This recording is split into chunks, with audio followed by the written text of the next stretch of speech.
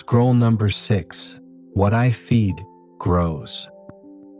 Think and Grow Rich was published in 1937, the deepest point of the Great Depression. Banks had failed. Businesses had closed. Men who had built things across their entire adult lives had lost everything and were starting over with nothing. The world was not looking for a book about how wealth is created. It had too much evidence that wealth could disappear. Hill published it anyway, and it became a bestseller immediately. What most people do not think about is when he started writing it. Not 1937, not a few years before. He started in 1908. 25 years before the first person read a single page of it, Hill was already building it. He was feeding it every day, through years when he had no money, through years when no one believed it would amount to anything, through years when the evidence available to him said he was wrong to keep going. He kept feeding it. One day at a time, one interview at a time, one set of notes that grew into the next set of notes for 25 years, until the thing he had been feeding was too large and too solid to ignore. The book did not arrive in 1937 because the world was finally ready. It arrived because Hill never stopped. He fed one idea for 25 years, and that idea grew into something the entire world reached for the moment they could hold it in their hands. That is not timing. That is what happens when you feed something long enough without stopping. What I feed grows. There is a part of the mind that does not stop working when you do. Hill called it the subconscious. It functions continuously while you are resting, while you are occupied with something else, while you are asleep. It does not take breaks, and it does not require your attention to keep operating. What it requires is material to work with, and it will take whatever it is given. This is where most people make the mistake without knowing they are making it. They do not choose what they give it. They let the day decide. They wake up already thinking about what did not work yesterday. They move through their morning already feeding the thing they most want to stop growing. Fear is loud. Regret is persistent. The worry that has been there for 3 years does not need an invitation. It arrives on its own early before there is enough resistance to push back against it. And the subconscious receives it the same way it receives everything else. Without judgment, without resistance.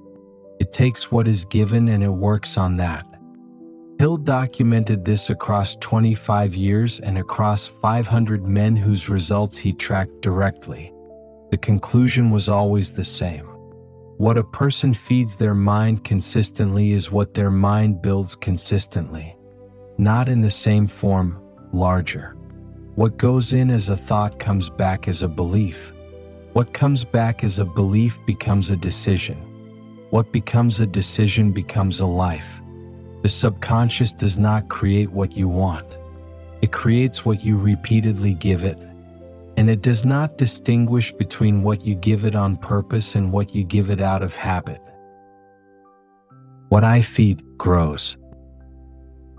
I have been feeding things I did not choose to feed. The same worry has run through my mornings for longer than I want to account for. Old failures that are finished have not felt finished. I have kept returning to them the way someone returns to a wound to check whether it has healed, which is also the way to make sure it does not.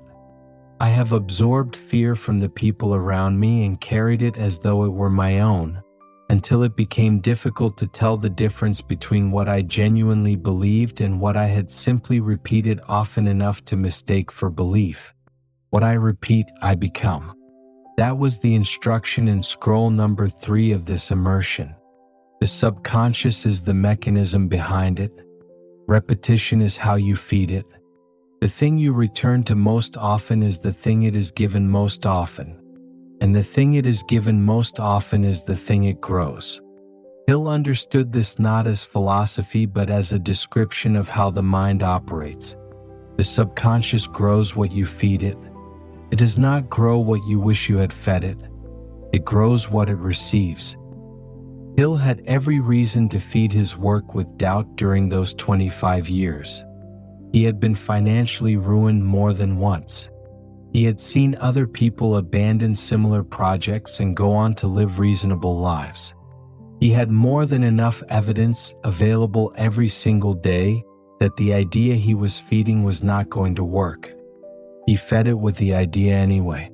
Not because he was immune to doubt, because he understood that what he fed it was what it would grow, and he had chosen what he wanted to grow.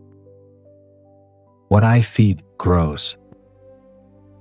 I am responsible for what I plant from this point forward, not for what I absorbed before I understood how this worked, not for the fears that were handed to me before I was old enough to question whether they belonged to me.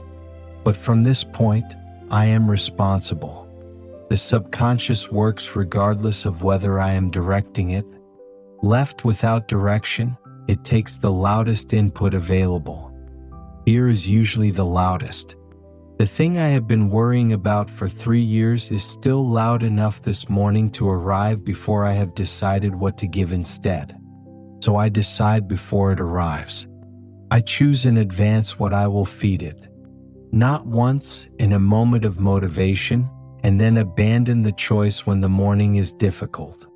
Every morning. The way Hill fed his work every morning for 25 years. Not because each morning felt meaningful, but because the accumulation of mornings was the thing. The subconscious does not respond to single gestures. It responds to patterns. What I give it once means nothing. What I give it every day becomes the material it is always working with, always building from, always returning to me in the form of belief and decision and what I reach for without thinking.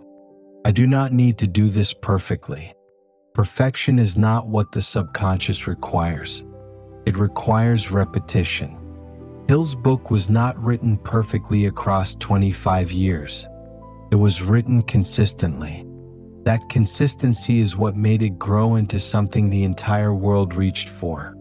Not the quality of any single day's work, the fact that he returned the next day and fed it again. I return. I feed it what I have chosen. I do not wait for conditions to improve, for confidence to arrive before the action that produces it, for proof that what I am planting will grow before I have given it enough time to show me. The proof is what grows, and what grows is what I feed it. Starting now and again tomorrow and the morning after that, until the thing I have been feeding is too large and too solid for doubt to displace it. What I feed grows. What I feed grows. What I feed grows.